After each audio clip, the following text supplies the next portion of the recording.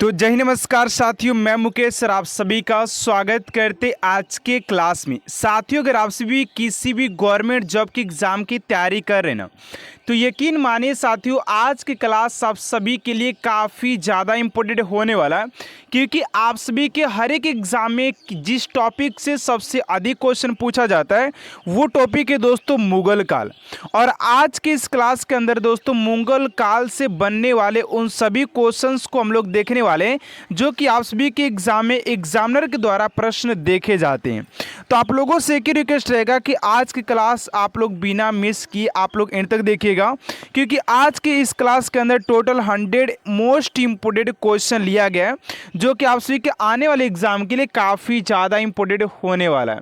तो चलिए आज की इस क्लास को स्टार्ट करते हैं और आप सभी से एक ही रिक्वेस्ट रहेगा कि आप लोग अपना स्कोर कमेंट बॉक्स में जरूर छोड़ेगा और आप लोग क्लास के साथ साथ कमेंट कीजिएगा कि किस क्वेश्चन का आंसर कौन सा होगा। तो चलिए पहले प्रश्न की ओर बात करते हैं। आप सभी का पहला प्रश्न क्या हो जाएगा, यहाँ पर ध्यान दीजिएगा। पहला प्रश्न पूछा जा रहा है कि 1526 ईस्वी में बाबर ने किस वंश के शासक को परास्त कर मुगल साम्राज्य की नींव डाली थी। ठीक है ना, आप सभी के ऑप्शन में है सैयद वंश, लोधी वंश, तुगलक वंश या खिलजी वंश। तो राइट आंसर हो जाएगा आप सभी का लोधी वंश। ठीक है ना, इब्राहिम लोधी और बाबर के बीच में जो पहली बार जो पानीपत का प्रथम युद्ध हुआ था, ठीक है ना, पानीपत का जो प्रथम युद्ध हुआ था 1526 में, उसी में क्या हुआ था कि मुगल साम्राज्य का किस वंश के शासक पर मुगल साम्राज्य की क्या डली थी, नींव डली थी। तो बी आप सभी का करेक्ट आंसर हो जाएगा। चलिए अगले प्रश्न की ओर बात करते हैं। आप सभी का अगला प्रश्न है कि पानीपत का प्रथम युद्ध कब हुआ था। मैंने आप सभी को अभी बताया था कि पानीपत का प्रथम युद्ध 1526 में, 1527 में आप सभी के खनवा का, ठीक है ना, उसके बाद 1528 में चंदेरी का और 1529 में जो हुआ था वो आप सभी की हुआ था 1529 में घाघरा का युद्ध हुआ था। इस चीज़ को भी आप सभी को साथ में याद करके चलना है, ठीक है ना। चलिए अगले प्रश्न की ओर बात करते हैं। आप सभी का अगला क्वेश्चन है कि बाबर ने प्रसिद्ध तुलुग नामा नीति का प्रयोग सर्वप्रथम किस युद्ध में किया था। ये भी क्वेश्चन आप सभी के बहुत बार एग्जाम में पूछा गया है कि बाबर द्वारा जो तुलुग गामा नीति का जो प्रयोग किया था किस युद्ध में किया गया था। तो ये किया गया था पानीपत के प्रथम युद्ध में।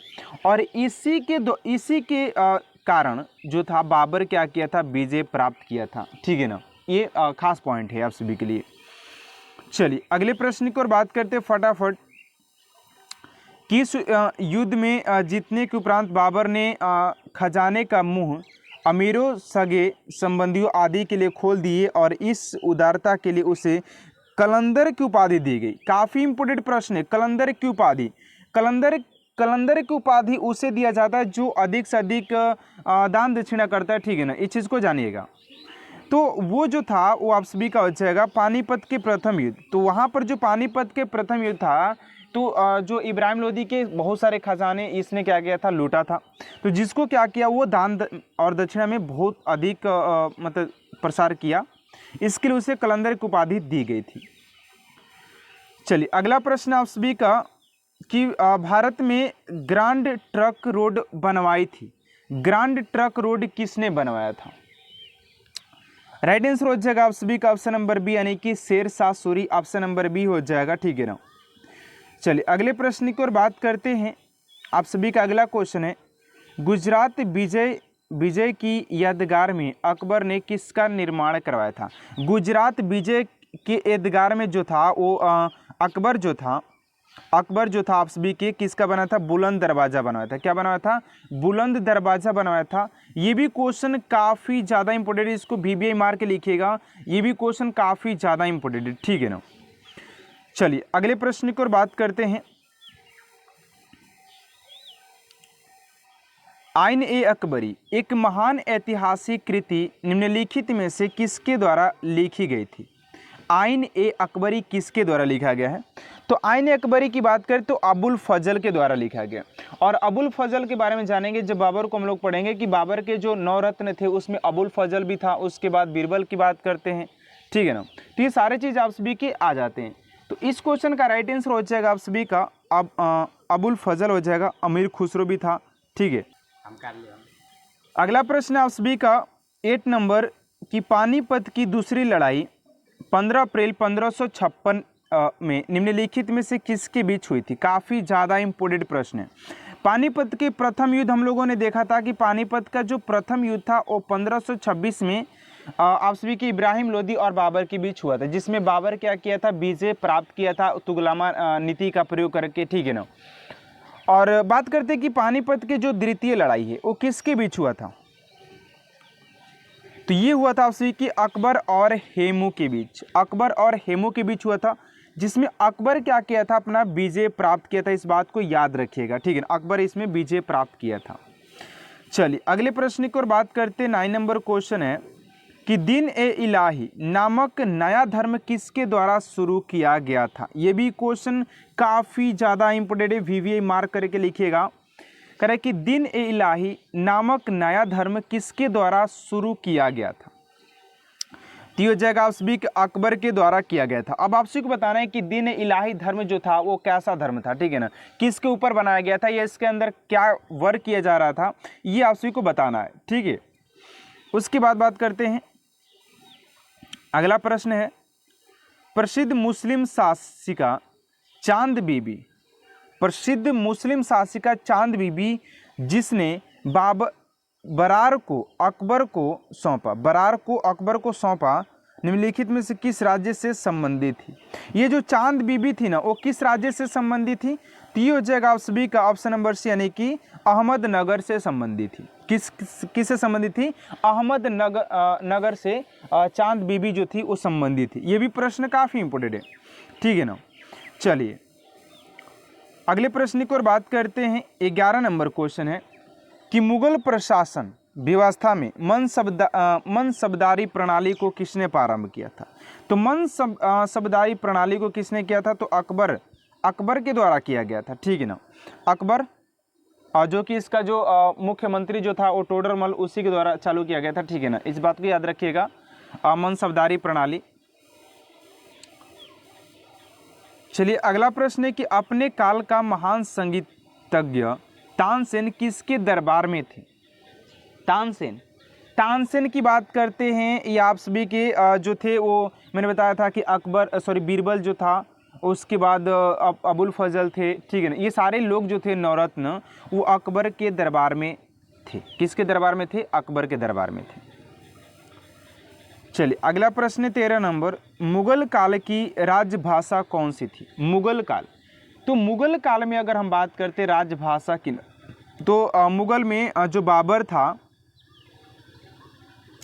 13 का जगह डी, यानी कि फारसी थी। और ये अकबर भी जो था वो अकबर ने फारसी को बहुत ज़्यादा बढ़ावा दिया थी ना।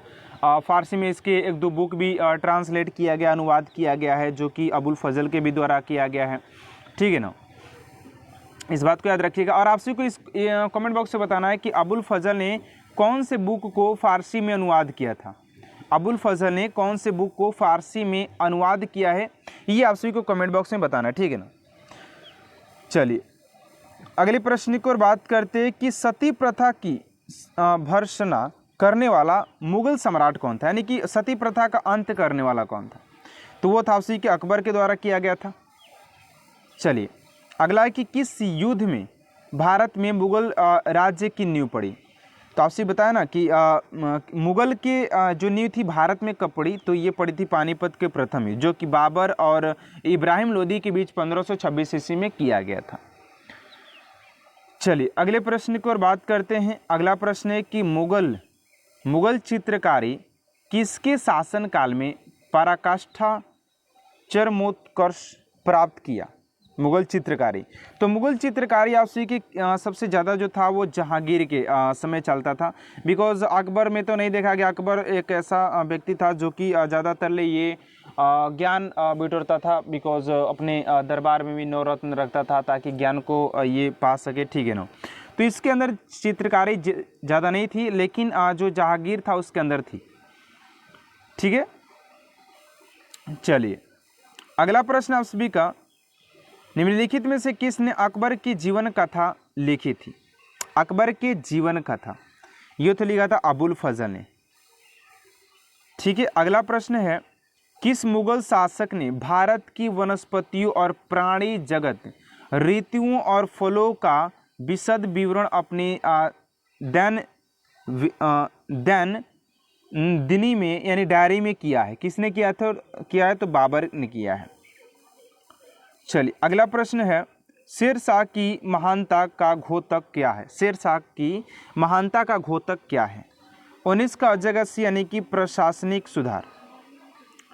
चलिए 20 नंबर क्वेश्चन ध्यान दीजिएगा, हुमायूं नामा किसने लिखा था? हुमायूं नामा की बात करते हैं तो आप सभी के हो जाएंगे मुमताज़ महल, जहां आरा बेगम, शेर, ठीक है। 20 को जगह गुलबदन बेगम, गुलबदन बेगम के द्वारा लिखा गया हुमायूं नामा, ठीक है ना। और अगला है कि अकबर के शासन में महाभारत का फारसी भाषा में अनुवाद किया गया था, वह किस नाम से जाना जाता है? अकबर के शासन में महाभारत का फारसी में अनुवाद किया गया था उस वह किस नाम से जाना जाता है? रजमनामा। किसके नाम से जाना जाता है? तो ये जाना जाता है रजमनामा के नाम से जाना जाता है। मैंने आपसे को अभी बताया था कि अकबर यानी कि मुगल काल में जो था फारसी का अधिक से अधिक प्रचार हुआ, ठीक है ना, प्रसार हुआ उसका। चलिए अगला प्रश्न है, किस मुगल सम्राट ने सैयद भाइयों की गिराया? सैयद भाइयों की गिराया। 22 का हो जाएगा डी यानी कि मोहम्मद शाह। अगला कि निम्नलिखित में से कौन अंतिम मुगल सम्राट थे? अंतिम मुगल सम्राट की बात किया जा रहा है तो यह जाएगा अकबर द्वितीय, बहादुर शाह द्वितीय। बहादुर शाह द्वितीय हो जाएगा ऑप्शन नंबर सी। मुगल काल के अंतिम सम्राट जो था वो था बहादुर शाह द्वितीय। चलिए अगले प्रश्न की ओर बात करते कह रहा है कि अकबर के शासन काल में भूराजस्व सुधारों के लिए कौन उत्तरदायी था? मैंने आपसे अभी बताया कि भूराजस्व सुधारों के लिए जो था वो कौन था? टोडरमल था। टोडरमल ये सारे काम देखता था, ठीक है ना। बिहारी मल और ये जय सिंह और ये बीरबल जो हो जाएंगे ये इनके अकबर के आ जाएंगे नवरत्नों में से एक हैं, ठीक है ना। टोडरमल भी है, चारों लोग हो जाएंगे इनके नवरत्न में, 9 रत्न में ये चारों लोग हैं, ठीक है ना। अगला है कि अकबर द्वारा बनाए गए उपासना भवन पूजा गृह का क्या नाम था? तो इसका नाम जो था वो था इबादत खाना बनवाया था। इबादत खाना कितने में बनवाया था? आपसे को ये बताना है कि इबादत खाना जो था वो कितने ईस्वी में अकबर के द्वारा बनवाया गया था। फटाफट कमेंट बॉक्स में बताइएगा। चलिए अगला प्रश्न है कि सुप्रसिद्ध संगीत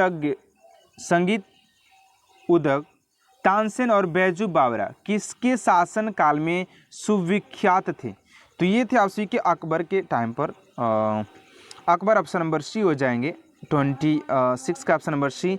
क्योंकि देखिए ये जो तानसेन और बैजू बावरा जो है ना ये वो आप सभी की बात करें ज्ञानपीठ से एक ही गुरु से शिक्षा प्राप्त किए थे, ठीक है ना। तानसेन आप सभी के संगीत में काफ़ी ज़्यादा फेमस है, जो कि क्या बजाते थे? बराब। चलिए अगले प्रश्न की ओर बात करते हैं कि रामचरितमानस के लेखक तुलसीदास किसके शासन काल से संबंधित है? ये हो जाएंगे अकबर, ऑप्शन नंबर डी हो जाएगा। चलिए अगला प्रश्न है कि किस युद्ध में बाबर ने जिहाद का नारा दिया, तमगा नामक को समाप्त किया और युद्ध जीतने के उपरांत गाजी की उपाधि धारण की? ये हो जाएगा आपसी के खानवा के युद्ध। अगला है कि मुबैयान नामक पद शैली के जन्मदाता बाबर ने अपनी आत्मकथा तुजुक ए बाबरी किस भाषा में लिखी? तो ये लिखा था तुर्की में, ठीक है ना। किस में लिखा था? तो तुर्की में लिखा था। ऑप्शन नंबर सी आप सभी का करेक्ट आंसर हो जाएगा। चलिए अगले प्रश्न की ओर बात करते हैं कि बाबर मूल रूप से कहाँ का शासक था? तो बाबर जो था ना वो अफगान का शासक था, फरगान का शासक था। फरगान बाबर मूल रूप से कहाँ का शासक था? तो फरगान का था, फरगान करते हैं, ठीक है ना। अगला कि बाबर को भारत पर आक्रमण करने के लिए आमंत्रित करने वाले में कौन शामिल नहीं था? तो हो जाएगा चंदेरी का शासक मेदिनी राय। राणा संगा ठीक है, इब्राहिम लोदी का चाचा आलम खां लोदी, पंजाब। चलिए अगले प्रश्न की ओर बात करते हैं। 32 नंबर क्वेश्चन यहाँ पर पूछा जा रहा है कि अकबर के युवा अवस्था में उसका संरक्षक कौन था? कि अकबर की युवा अवस्था में उसका संरक्षक कौन कर रहा था? तो संरक्षक जो था वो था आप सभी के बैरम खां को इसके संरक्षण के लिए रखा गया था, ठीक है। अगला है कि निम्नलिखित में से किस स्थान पर नादिर शाह ने चढ़ाई नहीं की थी? नादिर शाह ने चढ़ाई नहीं किया, तो आपसी के कहाँ पर नहीं किया था? तो यह नहीं कर पाया था कनौज पर, कनौज ऑप्शन नंबर डी। चलिए अगला प्रश्न है कि किसने ऐसा बाग बगीचे जिसमें बहता पानी हो के निर्माण की परंपरा की शुरुआत की? तो वो था आपसी के बाबर। अगला प्रश्न है निम्नलिखित में से कौन सी आत्मकथा है? तो अकबरनामा नहीं होगा, तुजुक ए बाबरी यानी कि बाबरनामा एक आत्मकथा है जो कि बाबर ने लिखा था, ठीक है ना। अगला है कि राजा बीरबल की उपाधि किसे दी गई थी? तो महेश दास। ये भी क्वेश्चन काफ़ी ज़्यादा इंपॉर्टेंट है, ठीक है ना। अगला प्रश्न 37 नंबर के औरंगजेब ने ज़्यादा भवनों का निर्माण नहीं करवाया। तो ज़्यादा भवनों का निर्माण नहीं कर पाया, उसने अपने शासनकाल में निरंतर युद्ध करने पड़े, इसलिए नहीं बनवा पाया, ठीक है ना। किस मुगल शासक का 2 बार राज्याभिषेक हुआ था? तो ये हुआ था उसी के औरंगजेब ने अपना 2 बार राज्याभिषेक करवाया था। अगला है ग्रांड ट्रक सड़क जोड़ती है, तो ये जोड़ती है आप सभी के कोलकाता और अमृतसर को, कोलकाता व अमृतसर को जोड़ती है। अगला प्रश्न है कि वर्ष 1526 ईस्वी में लड़ी गई पानीपत की प्रथम लड़ाई में बाबर ने कौन से पराजित किया था? तो बाबर जो था वो इब्राहिम लोदी को पराजित किया था। अगला प्रश्न है शेरशाह सूरी का मकबरा कहाँ पर स्थित है? तो शेरशाह सूरी की बात करते हैं तो सासाराम में हो जाएगा। अगला प्रश्न अकबर का राज्याभिषेक कहाँ हुआ था? तो ये हुआ था आगरा में। कहाँ पर हुआ था? तो आगरा में हुआ था। 42 का हो जाएगा ऑप्शन नंबर 42 का हो जाएगा, सॉरी कलानौर में हुआ था, आई थिंक कलानौर हो जाएगा। आप लोग करेक्ट करके बताइएगा, ठीक है ना। ऑप्शन नंबर ये हो जाएगा। चलिए बाबर जो था वो आगरा में बैठता था, ठीक है ना। गुरु अर्जुन देव समकालीन थे, तो गुरु अर्जुन देव जो थे वो जहांगीर के समकालीन थे। किस राजपूत वंश ने अकबर के सामने समर्पण नहीं किया था? ये भैया काफ़ी ज़्यादा इम्पोर्टेंट है। ये था शासक आप सभी के सिसोदिया वंश जिसमें आते थे आप सभी के महाराणा प्रताप की बात कर लेते हैं। तो महाराणा प्रताप से रिलेटेड सारे जो राजवंश थे वो आते थे सिसोदिया वंश में, जो कि अकबर के आगे नहीं झुके, और महाराणा प्रताप ने भी लड़ते लड़ते अपने जीवन त्याग दिया, लेकिन वहाँ पर वो नहीं झुके, ठीक है ना। सभी लोग झुक गए थे लेकिन ये नहीं झुका। 45 नंबर क्वेश्चन है कि किस मुगल शासक को आलमगीर कहा जाता है? तो आलमगीर औरंगजेब को कहा जाता है। आलमगीर की उपाधि औरंगजेब को दिया गया है। चलिए अगला है कि सम्राट अकबर द्वारा किसको जरी कलम की उपाधि से अलंकृत किया गया था? जरी कलम, तो जरी कलम से किया गया था मोहम्मद हुसैन को। अगला क्वेश्चन है कि बाबर ने पहली बार पश्चिम से कहाँ होकर भारत में प्रवेश किया था? तो ये भारत में प्रवेश करने के लिए ये पंजाब में से प्रवेश किया था, पंजाब। हल्दी घाटी का युद्ध कब लड़ा गया था? तो हल्दी घाटी का जो युद्ध था वो लड़ा गया था आपसी के 1576 में। आपसी को कमेंट बॉक्स में बताना है कि किसके बीच लड़ा गया था। चलिए अगला प्रश्न है कि फैजी निम्नलिखित में से किसके दरबार में? तो ये था अकबर के दरबार में। चलिए फटाफट बात करते हैं। 50 नंबर क्वेश्चन है किसके समय में मलिक मोहम्मद जायसी ने पद्मावत की रचना की? तो पद्मावत की बात करते हैं तो अकबर के शासनकाल में। चलिए फटाक से करते हैं अगला क्वेश्चन। किसने चौसा की लड़ाई 1539 में हुमायूं को पराजित किया था? तो हुमायूं को इसमें पराजित किया था शेरशाह किया था। किसने किया था? शेरशाह किया था, ऑप्शन नंबर ए। बहुत भैया ये जो युद्ध था ना काफ़ी ज़्यादा यहाँ पर मतलब कि देखने को मिलता है कि हुमायूं जो था वो बहुत ही थक भी गया था और भागा यहाँ से इस युद्ध के बाद, ठीक है ना। हुमायूं का मकबरा कहाँ पर है, तो हुमायूं के मकबरा की बात करते तो ये है आपसे कि दिल्ली में हो जाएगा। चलिए अगला है कि किस मुगल शासक ने 2 बार शासन किया, तो ये किया था आपसे कि हुमायूं ने। हाँ, एक बार 15 साल के लिए भाग गया था, फिर वो आया, ठीक है ना, इस बात को जानिएगा। भारत में बीबी का मकबरा कहाँ पर है, तो बीबी के मकबरा की बात करते तो यह जगह औरंगाबाद में। फतेहपुर सिकरी स्थित लाल पत्थर से निर्माण शेख सलीम चिश्ती के मकबरे को किसने संगमरमर का करवाया, तो ये संगमरमर करवाया था जहांगीर ने, ठीक है ना। बाबर के जाने के बाद अकबर के जाने के बाद किस मुगल शासक को पहले आगरा में दफनाया गया, बाद में उसकी एक अफगान विधवा सौ को काबुल हो गई और काबुल ले गई और वहाँ एक बाग में दफनाया गया, तो ये था ऐसे करने वाले जो थे वो थे बाबर को, ठीक है ना, बाबर। किस मुगल शासक को उपवनों या उद्यानों में अत्यंत अभिरुचि के कारण उपवनों के राजकुमार या मालिकों का मुकुट कहा गया है, तो ऑप्शन के 57 का हो जाएगा ऑप्शन नंबर यानी कि बाबर को। चलिए अगला क्वेश्चन है कि कौन सा पहला मुगल शासक था जिसने कुषाण साम्राज्य के पतन के बाद भारतीय साम्राज्य में काबुल व गंधार को शामिल किया, तो वो था आप सभी के बाबर था, ठीक है ना। अगला प्रश्न है किस युद्ध को जीतने के बाद शेर शाह ने दिल्ली में अफगान सत्ता की स्थापना किया, तो यह था आप सभी का ऑप्शन नंबर यानी कि विलग्राम का युद्ध। चलिए अगला क्वेश्चन है निम्नलिखित में से भारतीय शासकों में से अकबर के समकालीन कौन था, तो समकालीन जो था वो था रानी दुर्गावती हो जाएंगी, तो ऑप्शन नंबर ए हो जाएगा। तो आप लोगों के लिए आज की क्लास को यहीं तक एंड करते। आप सभी को क्लास कैसा लगा और आप सभी को 60 क्वेश्चन में आप सभी का स्कोर कितना रहा कमेंट बॉक्स में जरूर बताइएगा। और आज के इस क्लास को एंड करते आप सभी को क्लास अगर अच्छा लगे तो प्लीज़ चैनल को सब्सक्राइब कर साथ साथ बेल आइकन को प्रेस कर दीजिएगा ताकि ऐसा मोस्ट इंपोर्टेंट क्लास स्टूडेंट आप तक सबसे जल्द पहुँचते रहे। तो मिलते हैं नेक्स्ट क्लास में। जय हिंद, जय भारत।